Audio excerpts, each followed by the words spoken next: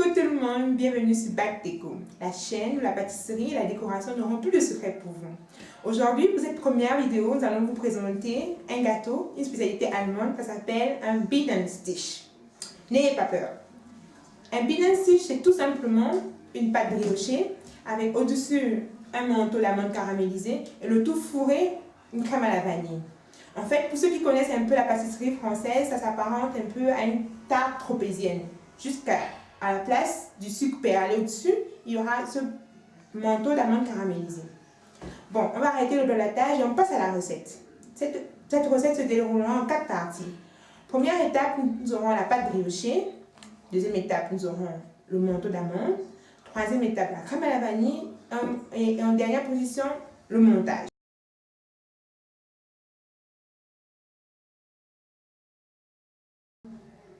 Pour la pâte briochée, vous aurez besoin de 300 g de farine, 50 g de sucre, 50 g de beurre mou, 125 ml de lait, un œuf, 20 g de levure fraîche, une pincée de sel. Tout d'abord, il faut mélanger la levure et le lait pour essayer d'homogénéiser le tout.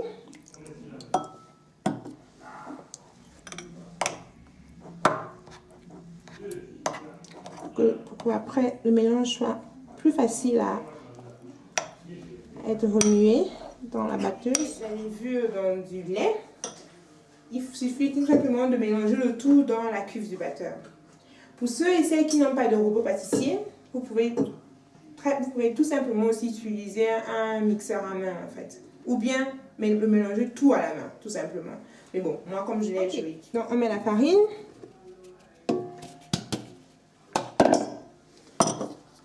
Le sucre, la levure et un peu de lait. Il y avait aussi le sel déjà à l'intérieur. Le reste de lait. Et le beurre.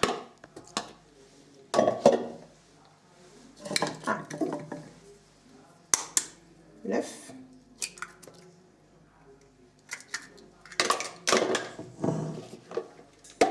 Et on va laisser le tout, on met le tout à battre pour au moins 5 à 7 minutes. On va arrêter. Je vais vous montrer. Vous voyez bien, la pâte s'est bien décollée des parois. C'est assez battu, c'est assez élastique. Après avoir battu la pâte, j'ai juste un peu essayé de rassembler pour que ça puisse faire une petite boule. On recouvre le tout. Et on le place dans un endroit chaud. En général, ce que moi je fais, je mets dans le four maximum 40 degrés. Là, au moins, je suis sûre que c'est à la bonne température et que ça va gonfler le plus vite, en fait.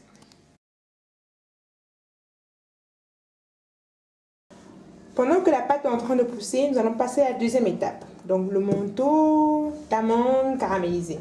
Pour cela, vous avez besoin de 75 g de sucre, 100 g de beurre mou, 100 g d'amandes effilées, 2 cuillères à soupe de crème liquide entière, minimum 35% de matière grasse, et 2 cuillères à soupe aussi de miel. On voit plus trop bien, mais là, je crois que oui, on voit bien le miel. 2 cuillères à soupe de miel. Ok, c'est déjà très intéressant. Ok, on met 7, c'est bon. Ce qu'on fait, en fait, on mélange tout simplement le tout.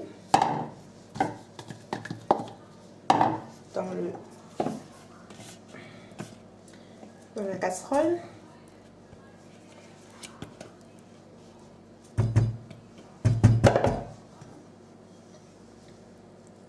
Ainsi que le miel. On va laisser cuire ensemble. Peut-être environ quelques minutes. Avant de mettre au final les amandes. On rajoute tout simplement les amandes.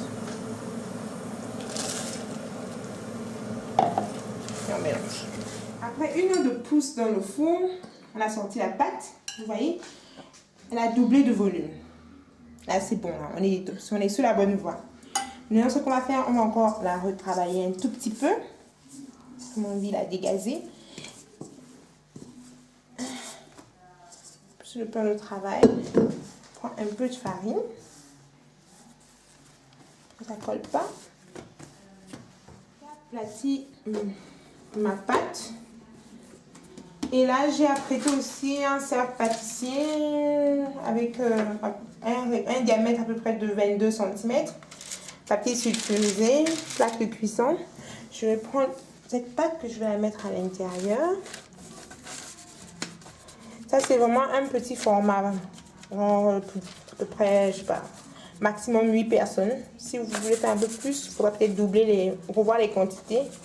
Ou bien, ouais, à la limite, les doubler même. Serait pas mal. Et là, vu que nous sommes juste en petit comité, donc j'ai fait un petit modèle. Voilà, ok. La pâte, elle est bien.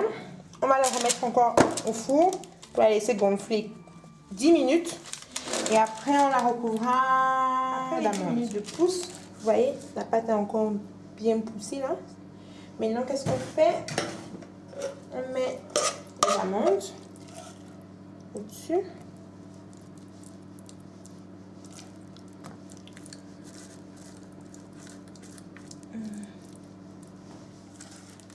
Les amandes sont bien dispersées, sont bien disposées sur la brioche. Maintenant, on le met au four à 180 degrés pendant 10 à 15 minutes maximum. Ok, vous voyez, la brioche vient de sortir du four. Hein? Elle est bien dorée. Le dessus et les amandes sont vraiment très bien caramélisées. La brioche aussi elle-même est bien montée. Là, c'est ok. C'est vraiment parfait. C'est comme les amis. Et ça n'a pas vraiment. C'est vraiment pas du tout sec. On n'a même pas besoin d'imbiber la brioche. C'est vraiment top. Ce qu'on va faire maintenant, c'est je vais l'enlever du papier sulfure pour la mettre là. Sur ce présentoir. Je vais le faire avec cette espèce de palette. Si vous ne l'avez pas, c'est pas grave. Vous pouvez utiliser 2 couteaux par exemple. Comme cela. Je pense que ça va aussi un petit peu comme ça. Avec 2 couteaux, ça va aussi facilement.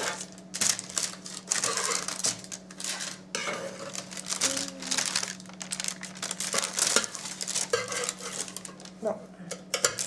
Je vais donner quelqu'un. Voilà.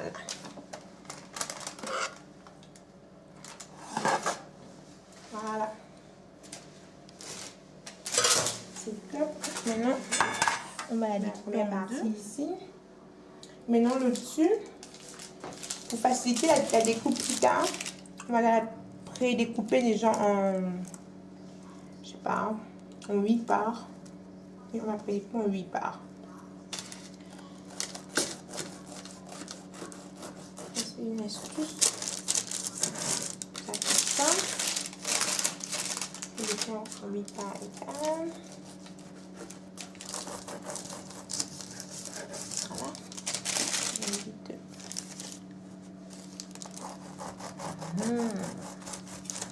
Ça a vachement bon. Ça a l'air vraiment très bon. Je crois que demain, on va se régaler avec le pour le brunch.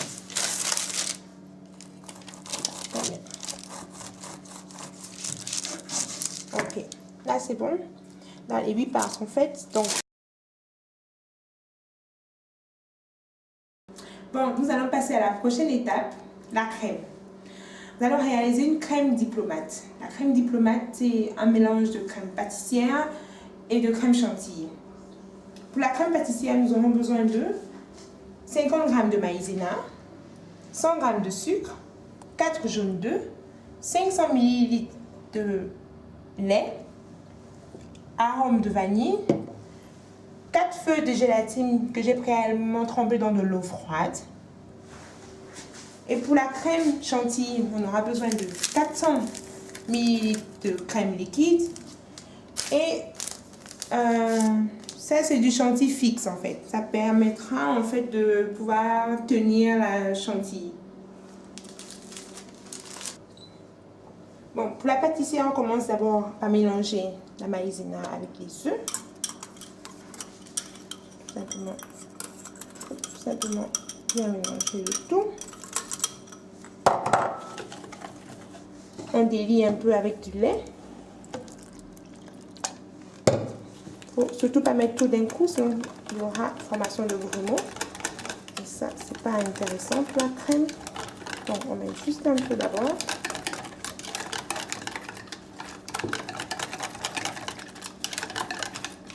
Bien le tout. Voilà. Le tout est bien mélangé. Le reste de lait, on met dans la marmite. Dans la casserole. Allume le feu. On met le sucre. On mélange.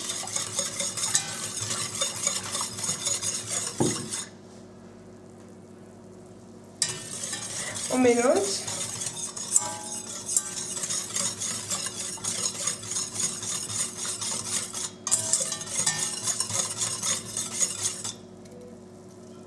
On attend que le mélange puisse un peu chauffer.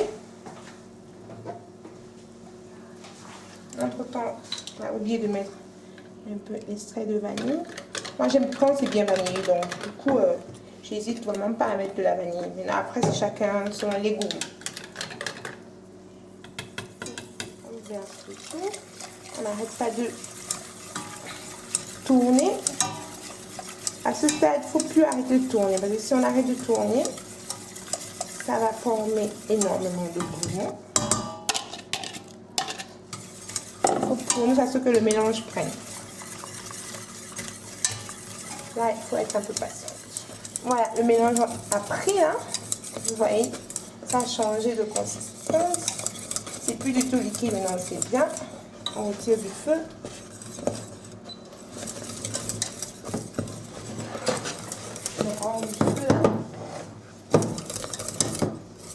Et là, à ce stade,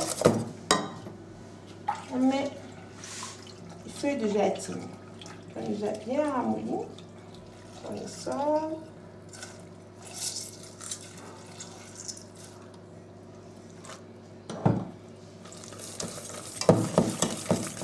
On mélange. On va alors la crème pâtissière dans un bol. On va laisser refroidir le tout.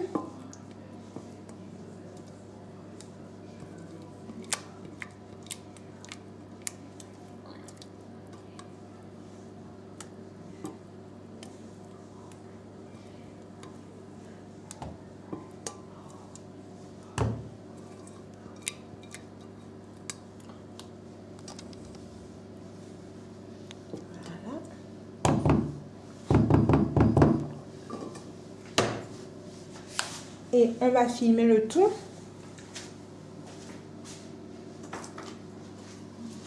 Avec du papier film.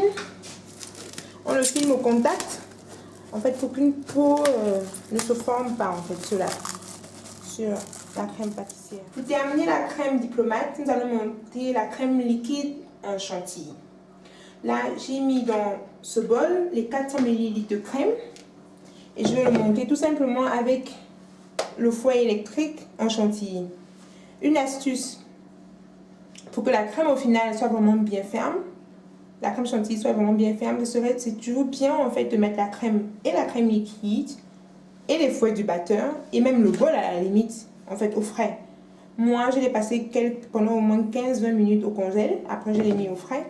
En fait, il faudrait que le tout soit vraiment bien froid. C'est vrai qu'après moi j'ai ça en fait, j'ai le chantilly fixe pour m'aider encore plus, mais pour ceux au moins qui n'auront pas la chance d'avoir ce chantilly fixe, il serait vraiment important, pour ne même pas dire crucial en fait, que le tout soit vraiment extrêmement froid.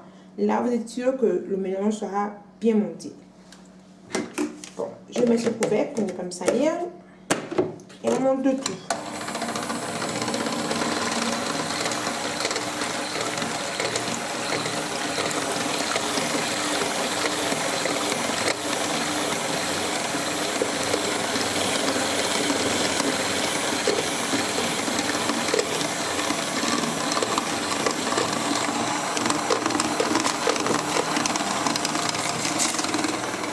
À ce stade, on va jusqu'à finir. À ce stade, on peut voir vous montrer à mettre le chantier fixe.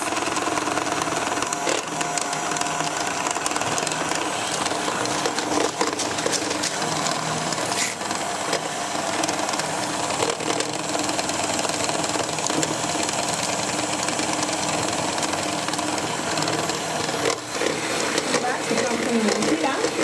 Ça devient déjà bien ferme. Je ne sais pas si vous voyez. Ça devient de moins en moins liquide.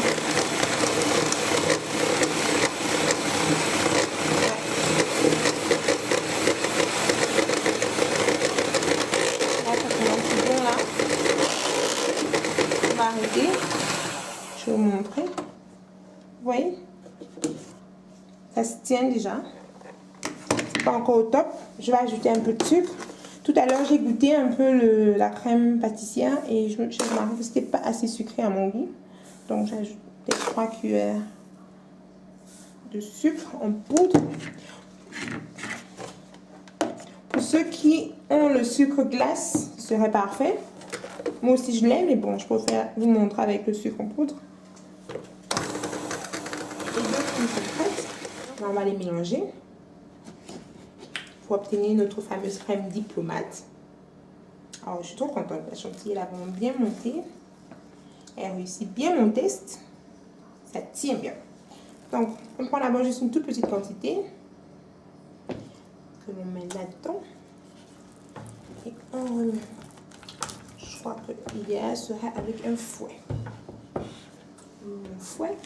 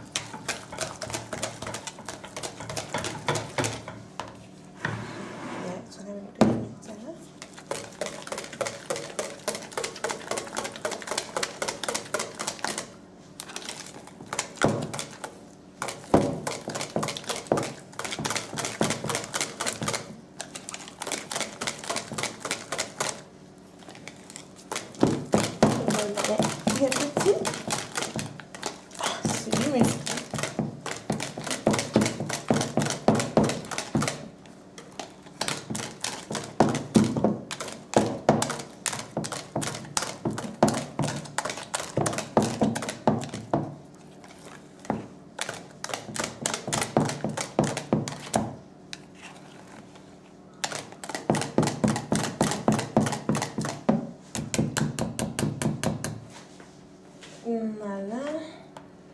Encore deuxième partie. Je crois que je peux transvaser tout ça ici. Ce bol de manière plus grande.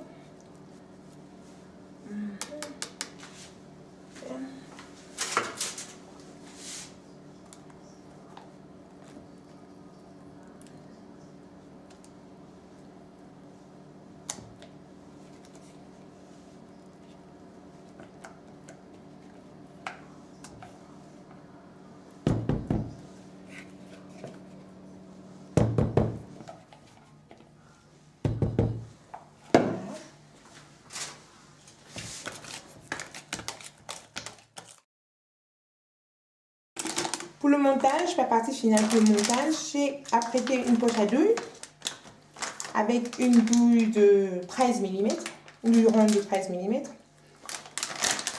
Parce qu'en fait, au final, j'aimerais pouvoir dresser un truc d'assez propre en fait. Mais si vous ne voulez pas le faire et que si vous n'avez même pas de poche à douille et que vous ne voulez même pas le faire, il n'y a pas de souci, vous pouvez tout simplement prendre la crème et essayer de le disposer le plus proprement possible sur le gâteau. Mais bon, moi je vais le faire avec la poche à douille. Donc là, je mets ma poche à douille, je vais le disposer comme ça. Je prends la crème. Je verse.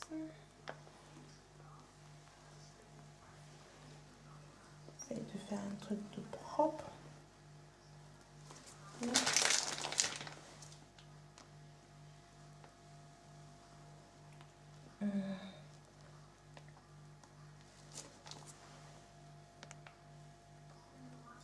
J'essaie de mettre le un peu moins sur les bords pour que ça ne brûle pas. Et après là, je vais faire des grosses boules comme ça.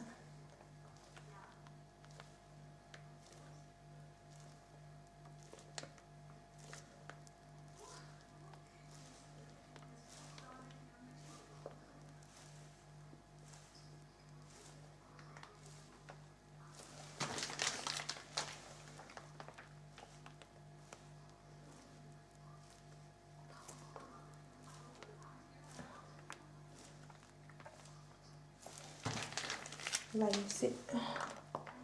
Voilà. Voilà. Je crois que ça suffit comme ça en termes de crème. On va mettre tout dessus. On va essayer de disposer. On va reconstruire tout simplement. Disposer le plus proprement possible. Mettre ça comme ça.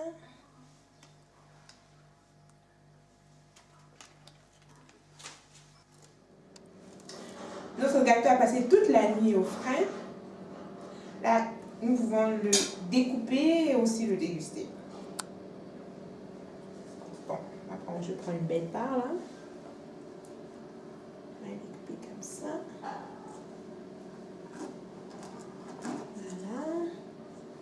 Voilà. Vous voyez, le fait d'avoir prédécoupé le dessus en différentes parts, ça permet en fait là, à ce stade, d'avoir une découpe plus facile et plus nette aussi. Sinon, si on n'avait pas fait, on serait contraint d'abîmer un peu le gâteau. Vous voyez? La crème se tient bien. Les couches sont assez régulières. Ça va.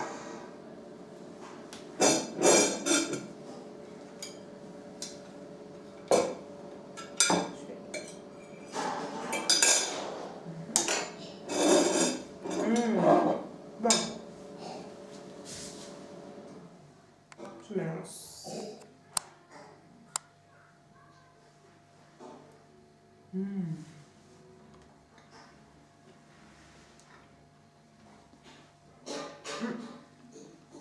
Vraiment très délicieux. Très bon. On sent bien toutes les différentes textures. On sent bien le moelleux de la brioche, l'onctuosité de la crème, avec son bon goût vanillé. Et après, le petit peps en plus, c'est le croustillant en fait. C'est vraiment très bon.